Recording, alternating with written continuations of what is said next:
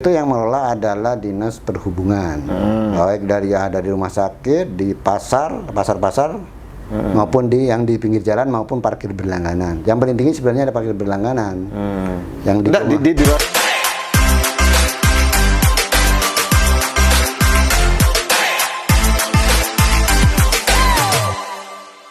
Stadion Pemelingan, sehingga sewa lapangannya tidak kita dapat karena mungkin di Stadion Ratu Pemelingan itu lagi direhab sekarang. Sebelumnya COVID, direhab sekarang dia hampir di 2024 tidak ada pertandingan sehingga tidak dipungut retribusinya oleh Dinas Pemuda dan Olahraga sehingga mempengaruhi performa pendapatan dari retribusi daerah. Betul. Terus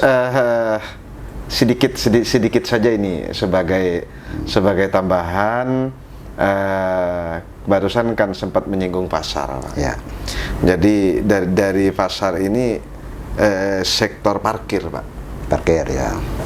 Mulai kemarin ini kan didengung-dengungkan bahwa terjadi kebocoran, gitu kan.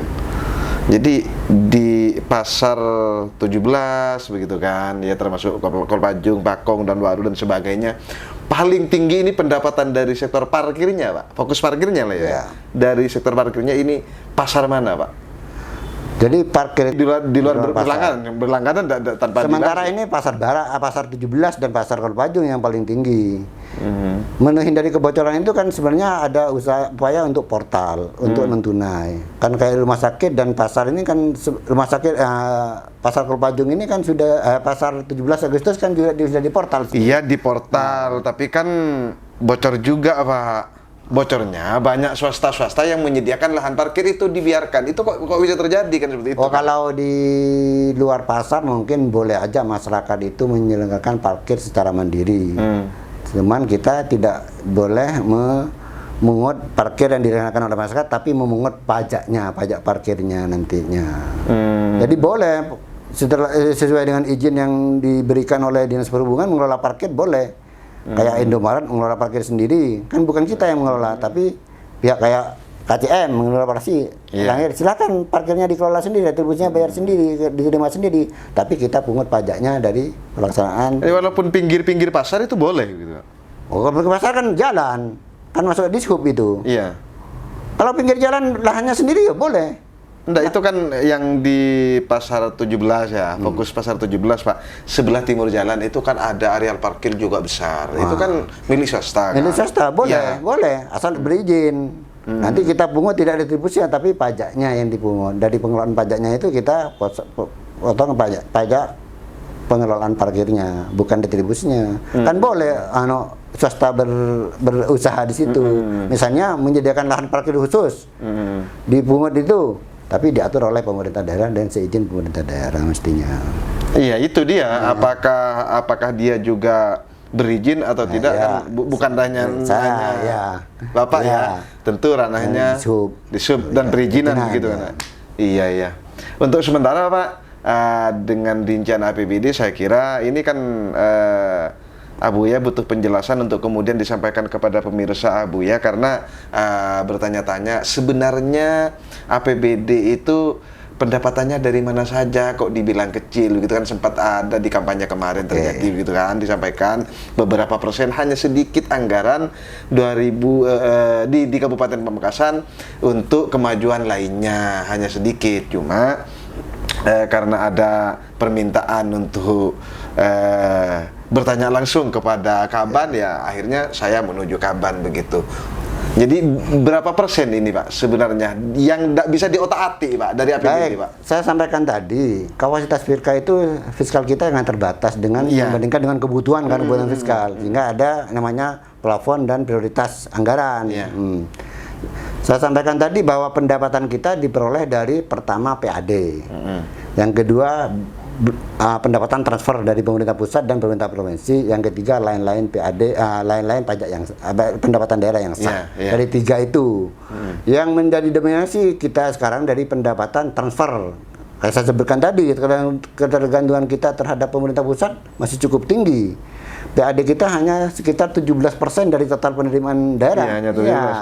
Sehingga kita perlu upaya menaikkan pendapatan asli daerah itu supaya tidak terlalu tinggi ketergantungan kita terhadap pemerintah pusat.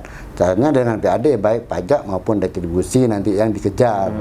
Yang pajak yaitu pajak kan sudah ditentukan oleh Undang-Undang Nomor 1 Tahun 2022 tentang hubungan keuangan pemerintah pusat dan daerah. Jenis pajak apa yang boleh dipungut oleh pemerintah kabupaten kota? Kan itu sudah dibatasi.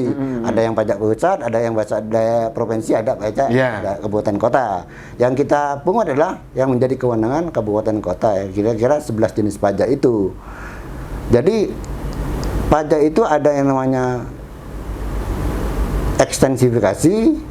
Ekstensinya sudah dibatasi, kalau secara jenis pajak sudah dibatasi oleh undang-undang. Intensifikasinya yang kita jadi mana-mana yang belum dipungut kita pungut kan gitu. Yang belum menjadi pungut, belum menjadi wajib pajak kita daftar menjadi wajib pajak. Jadi potensi itu akan kita gali terus, termasuk retribusi tadi. Kalau pasar sudah bagus, mungkin pengelolaannya sudah bagus, kebocoran bisa dihilangkan dengan misalnya dengan non tunai, dengan KRIS, sehingga kebocoran bisa dihindari. Termasuk pajak sudah non tunai semua sekarang ini. Jadi di pajak daerah kita sudah bisa membayar dari KRIS, dari OVO, dari Dana, dari Indomaret, sudah diberikan fasilitas kemudahan bagi wajib-wajib melakukan pembayaran, sehingga artinya untuk membayar pajak tidak harus ke perangkat-perangkat desa kepada kepala desa. Dihindari itu. Memang kalau kayak khusus pajak PBB ini kan sekarang dalam tanda kutip itu masih ditalangi oleh kepala desa kayak gitu. Padahal itu bukan kewajiban kepala desa. Iya betul. Kewajiban dari wajib pajak. Mungkin ke depan harus diedukasi juga masyarakat bahwa pentingnya membayar pajak itu secara perorangan gitu, tidak ditanggung oleh, kan sebagai kampanye gitu kan, tidak populer kalau masyarakat dipungut pajaknya sekarang ini kan. Itu. Nah ini kan masa transisi sekarang Pak. Yang terakhir ini Pak. Sekarang masa transisi di mana tinggal menunggu bupati dilantikkan begitu Pak. Tentunya setiap bupati terpilih punya visi dan misi. Sementara anggaran untuk 2000 untuk Kabupaten Pamekasan ini kecil. Lah, yang tidak bisa diotak-atik anggaran dari jumlah 2,2 barusan. Ini berapa persennya Pak yang tidak bisa dibuat program-program ini itu kayak dan sebagainya begitu. Baik, memang jadi problema kita terkait dengan anggaran itu. Karena sekarang ini, akhir-akhir ini pemerintah pusat mengatur semua sudah. Iya. Yang masuk yang DAU itu sudah di Ermak bidang pendidikan, bidang kesehatan, bidang infrastruktur, P3K dan dana kelurahan. Sudah diatur semua sudah. Yang DAU aja dulu Blok Grand, sekarang sudah diatur di Ermak. Harus dianggarkan ke bidang pendidikan, harus bidang kesehatan, infrastruktur kan. Kalau dulu kan tidak ada. Sekarang sudah ada 2 tahun sekarang terakhir ini sudah diatur oleh pemerintah pusat. Apalagi yang DAK, DBHC, terus pajak rokok, apalagi BK sudah diatur penggunaannya oleh pemerintah pusat, sehingga diskresi daerah untuk menyampaikan visi dan visi bupati ini memang agak sulit, kecuali harus pintar-pintar menyesuaikan dengan anggaran yang diatur oleh pemerintah pusat itu, kan begitu. Jadi memang keterbatasan sumber daya yang kita punya ini, sehingga kita tergantung ke pemerintah pusat ini, sementara dana pemerintah pusat sudah diatur penggunaannya. Nah itu kan oleh pemerintah pusat sudah diatur. Kemudian visi misi harus disesuaikan dengan aturan pemerintah kan.